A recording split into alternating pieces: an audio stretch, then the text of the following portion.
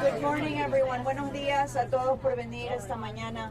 Thank you so much. I wanna start by saying thank you to so many individuals and members of our community who have been witnessing what has been happening here at the Homestead Detention Facility. It's because of their advocacy and their commitment to protecting our kids that I think has really helped bring attention to this issue. I want to thank the presidential candidates that joined me here this morning, showing Miami, showing South Florida that they care about the issues that are affecting us the most. And the priority of the safety of our children should be the priority of anyone who takes the White House. What we have seen from this administration are cruel policies that must stop. And I have hope this morning, and I have had hope meeting everyone throughout these past few months, because I know that their heart is in the right place, and I know that they are here showing all of us that they care about what happens in Miami, what happens in Homestead. So like many of the people that are here today, and like the children that are behind me, the thousands of kids that are behind me, I am an immigrant. I came here when I was 14 years old, and I came with my mother and my sisters with love and support. I was never separated from my family, and only in this incredible country does an immigrant like myself now represent this incredible community. Homestead is a thriving, beautiful, incredible, diverse, rich in its culture, and we should not have a facility that's detaining over, now today we got confirmation, 2,700 kids. When I was here in February, we had 1,600 kids. What they've been doing, this for-profit company, is adding beds because they're making close to $2 million a day by keeping these kids here, most of them with family members.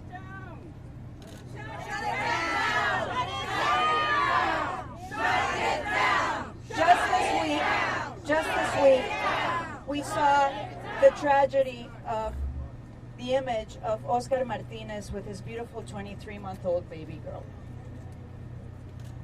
We had a moment of silence yesterday on the House floor, and that image should show all of us the desperate conditions that they're fleeing from. They don't come here because they are criminals. They come here because they need our help, and the Trump administration has created a crisis at the border by not processing asylum requests and by separating kids from their parents, from their aunts, and from their uncles. We have requested access to the Homestead Detention Facility, and we were denied entry once again this morning. What I have seen in the past is a prison-like facility. I have described the conditions. I have serious concerns about the safety of the kids. And for all of us who have fled Latin American corruption, for the Venezuelans and the Cubans and the Nicaraguans and the Salvadoreños, I want to talk to you. I am Ecuadorian. I want you to listen, okay?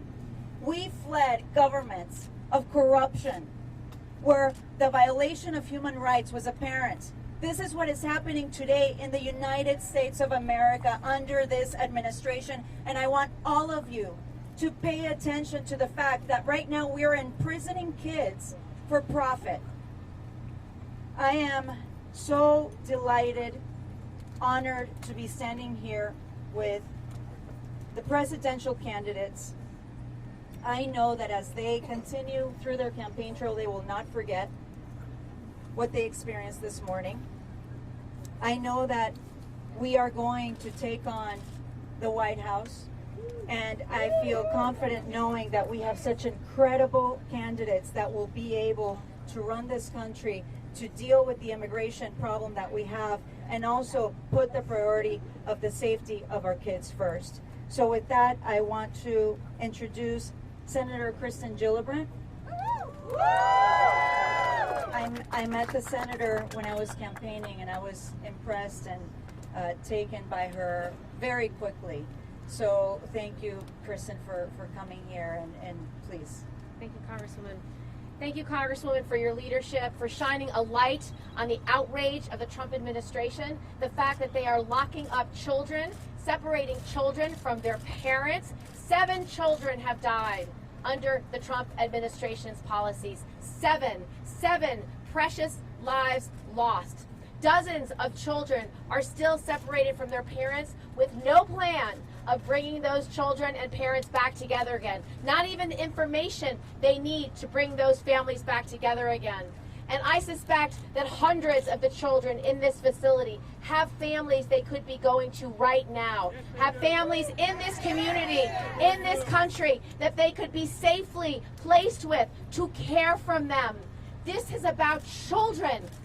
I cannot tell you how angry it makes me when you lock up a child and deny them the time they need to play outside, the time they need to be with loved ones and family members. That is what they are doing. I have toured HHS facilities before in Texas. I know what it looks like. It's like a prison. The beds are lined just like you'd see in a prison. No personal effects, nothing like home, no comfort. We have heard about sexual assault allegations here in this facility by staff. We have heard of children who are undergoing trauma because they do not know how to make sense of being imprisoned as a child, as an innocent child. This administration has no humanity. What will it take for President Trump to have an ounce of compassion? What will it take for the Republican Party to have an inch of spine? I can't tell you because we've not seen it. So I just want to thank the advocates here who are shining a light, lifting up the voices who need to be heard.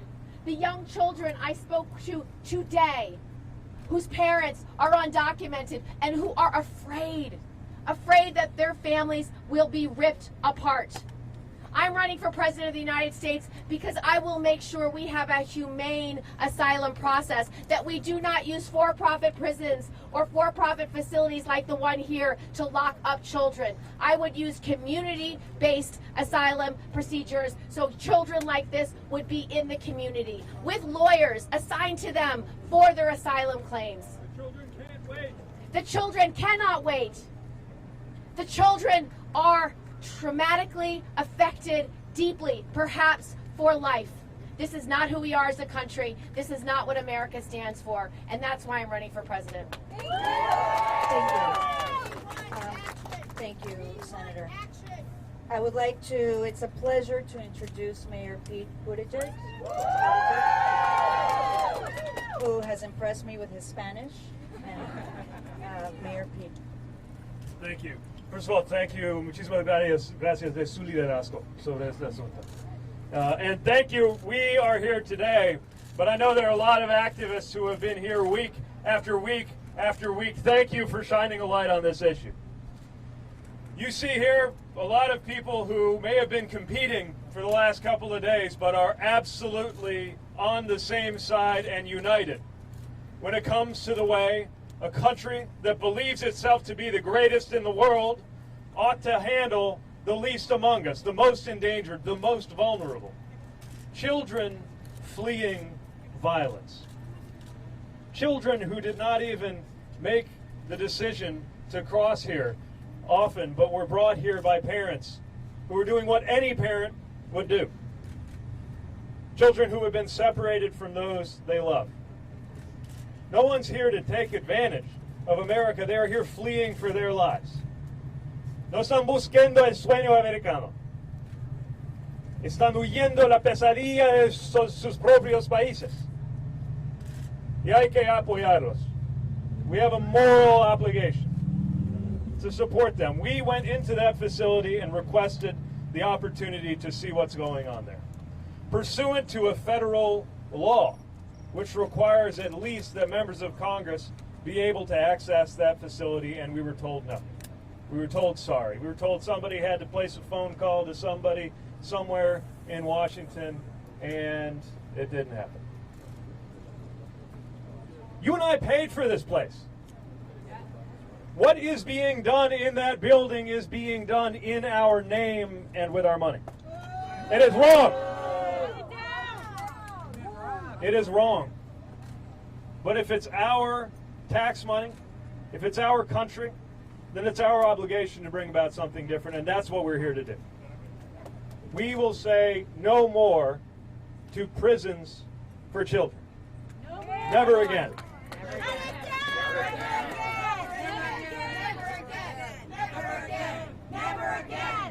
And this is what it means to actually put our values into action. They talk about family values. They talk about faith. Talk about freedom. Are we seeing family values? Are we seeing freedom in that building? We asked the sleeping conditions of the children. We said, well, the ones that are in a room, they're 6 to a room. So they're better off than the ones that are in a bay. I said, what's a bay? I said, well, that's where there's a lot more beds. I said, how many beds? I said, I'm not sure. More than 100. More than 100 people in a room. 2,700 children. Many of whom have people waiting to take them in right now. Many of whom have family members ready to accommodate them. It is unacceptable. As long as there is a profit motive to lock people up in this country, we will see more of this. This is a profit, Mayor Pete, right here. As I understand it, this is America's first for-profit child prison. Let us not rest until it can be said with certainty that this is America's last ever for-profit child prison. We stand together and we will get this done. Thank you. Mayor Pete, español. Now it is my honor and pleasure to introduce an incredible leader, Senator Kamala.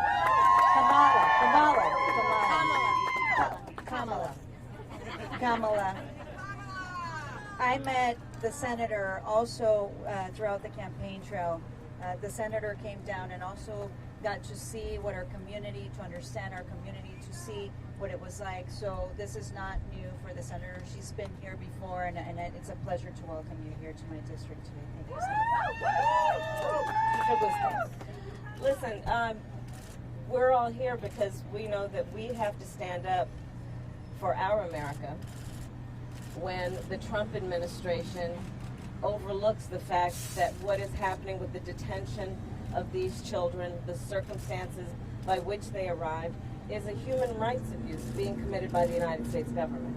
And so we are here to stand up and say that we are not going to allow this to happen, not on our watch. I will tell you, when elected, the first thing I'm going to do, one of the first things, is to shut down these private detention facilities. Just shut them down. Because let's be clear about what's going on here. There are people who are literally profiting off of the incarceration of children. Like, just reflect on that for a moment. There are people who are profiting off of the incarceration of children. And then let's break it down a little bit more and ask, who are these children? They are children who have fled, most of them, the murder capitals of the world. They are children who have arrived at our shore, at our border, seeking safety, seeking refuge, seeking security. And we pride ourselves on the strength of our nation. Well, part of the strength of our nation is supposed to be that we have strong arms, which will embrace and protect anyone fleeing or facing harm. But that's not what we see from this administration, because this is an administration that prefers to beat people down instead of lift them up. And that's why we need a new president of the United States. This is not reflective of who we are. And I'll tell you, I serve on the Senate Homeland Security Committee. And I have asked over the course of this administration, from John Kelly to Kirsten Nielsen, and then McClellan. And consistently, they have failed to give your United States Congress transparency and accurate information about what they are doing. Repeatedly, I have asked them to give us information about the thousands of complaints of sexual abuse that have occurred within these HHS facilities. And they have failed to adequately inform your United States Congress, which has a constitutional duty and responsibility to conduct oversight over exactly what's happening in this facility. So we are seeing a breakdown not only of our moral values, we're seeing a breakdown of our democracy when this administration allows this kind of conduct to occur and clearly has instructed these folks not to give members of your United States Congress access and information. So we have a fight before us, a challenge before us, which is not only to stand with these families and fight for these children, but to fight for our democracy, and so fight we will. Sí se puede. Sí se puede. Thank you, Senator.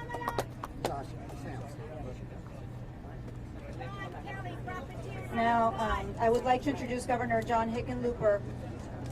It's the first time I meet the governor, but I am so impressed by the fact that he took the time to come down here to understand what's affecting our community. I'm so grateful, Governor, for that. So, now, thank you, Congresswoman. I appreciate your leadership on this from the beginning, all through making sure that these people have a voice. It's very powerful. Trust. I'll be very brief. I look at what we tried to do in Colorado as a template for what we could do in this country. We actually closed 2 prisons. One of them was a private prison. And the one thing we've always required is when you have a private facility of detention, and especially one that is detaining children, you should have higher requirements of transparency than you do in a public institution.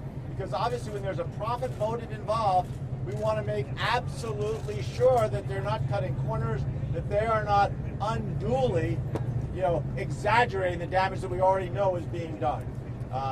I think back to when I first read about the humanitarian crisis at the border, that children will be taken from the arms of their parents and put into cages, and that in a number of cases, these children were put up for adoption. I don't know. I mean, in Colorado, we call that kidnapping. I think the time has come to recognize that we can do a better job, that these kids do have sponsors, most of them related in some way with the children themselves. Let's make sure we get these kids back into homes where they really are homes, and not essentially, there's no other way for it, essentially prison facilities.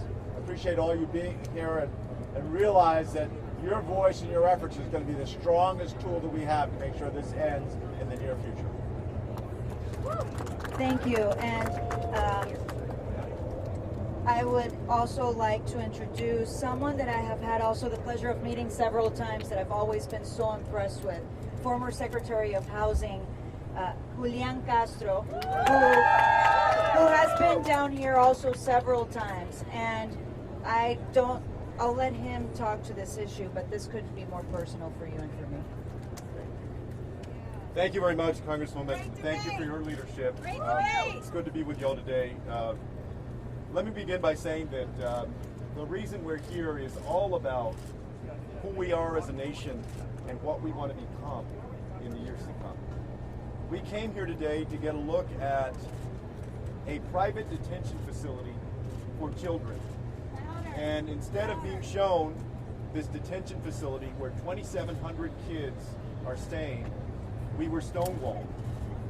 We were stonewalled today by an administration and a private contractor that does not want us to see what is happening behind those walls. And it makes you wonder, what in the hell are they hiding? Is it the overcrowding? Is it the sexual abuse?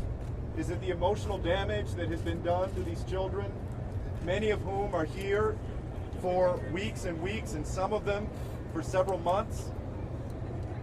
We need to reform our immigration system. Necesitamos reformar el sistema inmigración. Es necesario proteger estos niños. It's necessary to protect these children.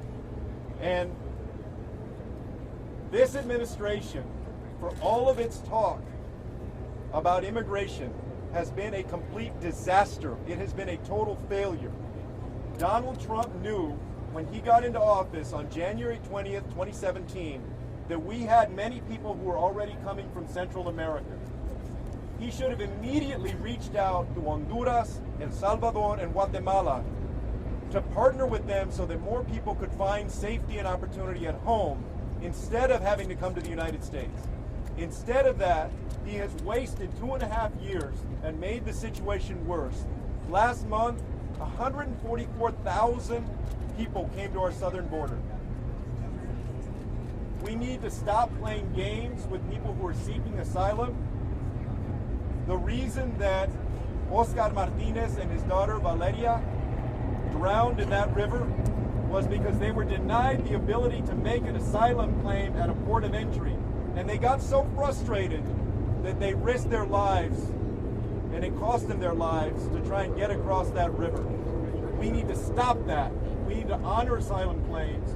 We need to make sure that our immigration court system is independent and it has the judges and the support staff that they need to get those claims determined more quickly. We also need to make sure that these children are not in a detention facility, but in the homes of family members or caregivers who love them, that can provide for them. One of the questions that was asked inside was how long it takes, or the gentleman that we spoke to talked about how long it takes for them to vet potential sponsors. And he said that it was between 7 and 14 days. If you want a concrete example of something that we can do to improve this system, it is to make sure that it does not take 2 weeks to vet sponsors, that we can do that immediately. And I believe that we can fix our broken immigration system and treat people with common sense and with compassion instead of with cruelty. And we're going to make sure that beginning on January 20th, 2021, we do that and we shut these places down. Gracias. Shut it down! Thank you, Secretary. I would like to introduce, and I don't think she needs introduction in this community, Commissioner Daniela Levin Cava. The Commissioner went inside the facility this morning, so I would like for her to speak as to what she saw. Congresswoman, you have been our champion. You have been in before. You have supported these witnesses who've been here for months. Thank you. Thank you so much for your courage. Thank you. And to all of those who are bringing attention to this matter, it's so important because the world needs to know that this should not be happening in our country, on our watch, in my community. These children are physically cared for. It is an antiseptic facility. I saw the children. I was not allowed to speak with them. I saw the cafeterias. I saw the dorms. You know, what is important is not so much what's happening outside, it's what's happening inside. That we cannot know. These children have suffered to get to this country. They suffered at the border when so many of them were separated from family members that were prepared to care for them right then. They suffered when they were not placed in community settings. There is no temporary foster program in this state for these children. I learned that there is in other states. Why can't we have that here? So many of the people here today are ready to open their homes to these children. So many of them should be cleared immediately, not 7 days, not 14 days. I was told it's an average of 30 days, but we know for many it's so much longer, and the population is growing. So the answer is shut it down. Shut it We down! must shut it down. Not on our watch. Thank you.